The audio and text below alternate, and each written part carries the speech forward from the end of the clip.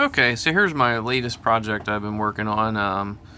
These I actually got a very, very long time ago. These are actually from about 1996. I believe that's when I got mine, Christmas in 96. Got them from my local hobby shop at the time. Actually got two of these, both in the Pennsylvania scheme.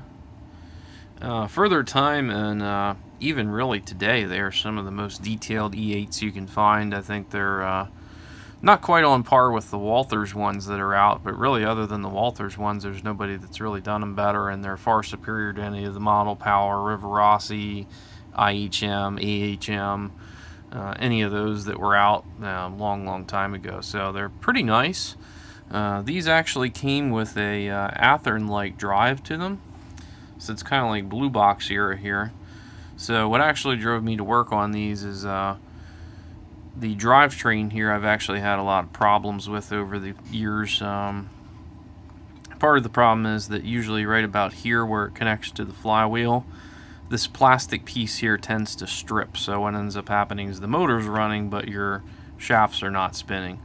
And obviously that isn't going to work very well. So there's a couple fixes to it, some of which work for a short period of time and others for a much longer period of time. What I've done in the past, and you can sort of see it here I think a little better on this side,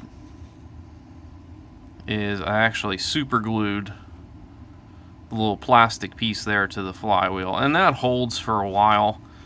I got a couple years out of it, but eventually that breaks down, and I mean you're just doing that over and over again.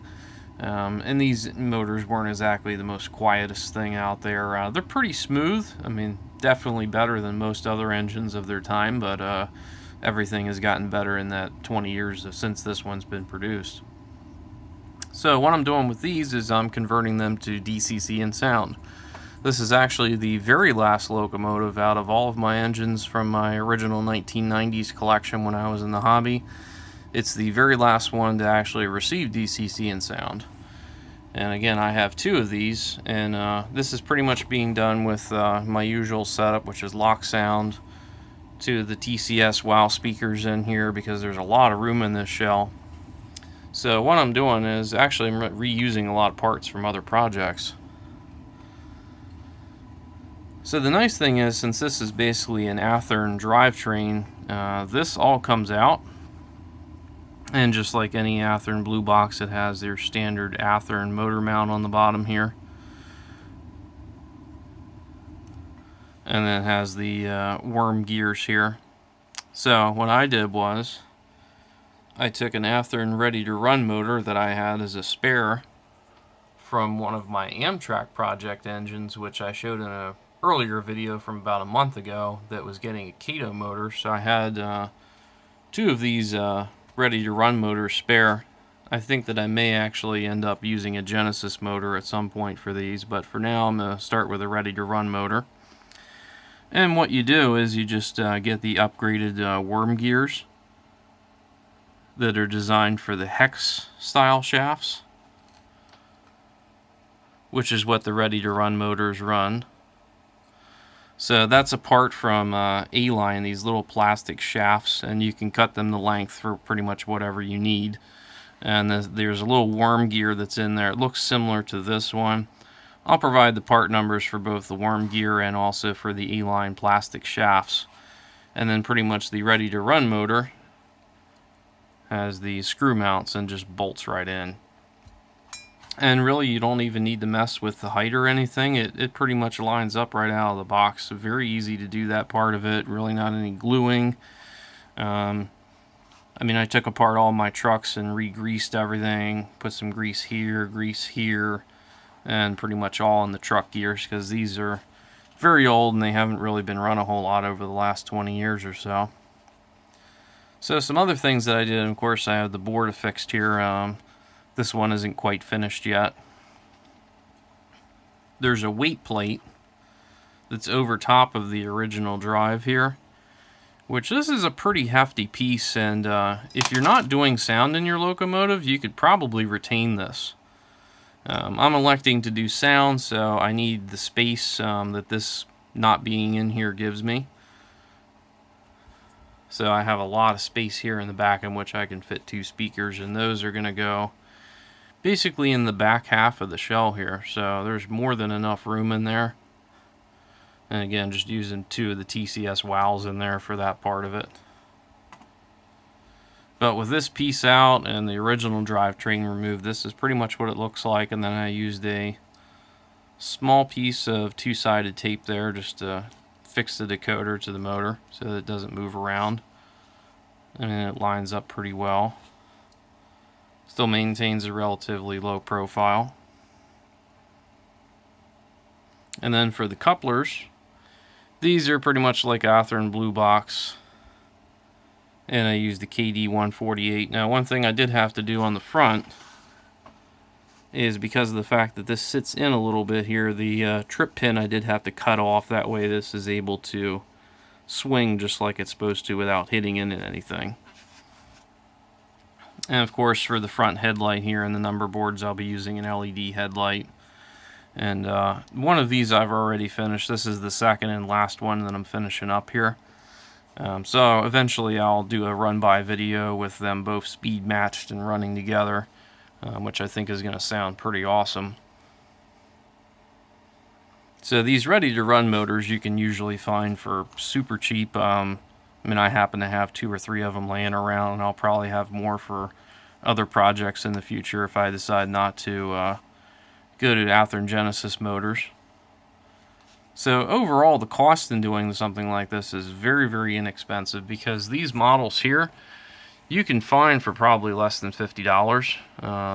I mean, even brand new, a lot of them don't really go for much more than $50. Even when they were new, I believe they were only $50 or $60. And for what they are, that's pretty good. I mean, the detail on these is outstanding. A lot of features on here that even newer models don't have. They have actual metal grills here. A lot of the little doors here, they'll actually open up. So they have several of them. They have one in the middle here, both sides of the cab doors. The number boards light up. Even this little door here in the front where the Penske logo is, that actually open up. And there's tons of separately applied detail all along here.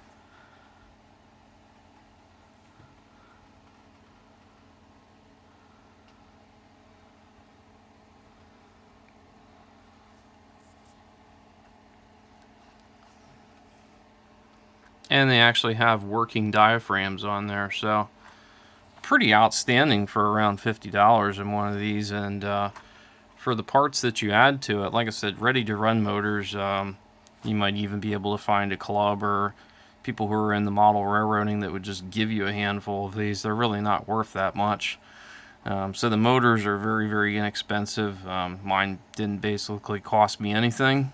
The worm gears here, that you have to put in there so that you can run the hex shafts here, those are around $8, which are about $4 each. So you obviously need 2 of them, one for either side. So that's only around $8.